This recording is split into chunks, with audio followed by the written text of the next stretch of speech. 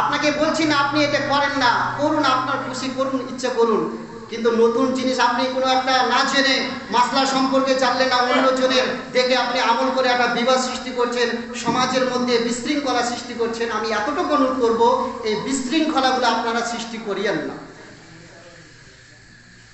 বিশৃঙ্খলাগুলো সৃষ্টি করিয়েন না। এমন পথ অবলম্বন করুন যেই পথ অবলম্বন করলে পৃথিবীর যে কোনো প্রান্তরে গেলে আপনাকে কেউ বাধা দিতে পারবেন না। আপনি এমন পথ অবলম্বন করছেন, আপনি কোনো মসজিদে যে নামাজ আদায় করবে তো আপনাকে বাধা সৃষ্টি করবে। এমন পথ অবলম্বন করে এমন বিশৃঙ্খলা করছেন, কোনো মসজিদে যে নামাজ পড়তে গেলে আপনাকে বাধা দেবে।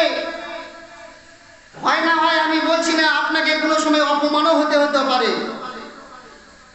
এমন পথ অবলম্বন করিয়েন না, এমন জিনিস মানুষ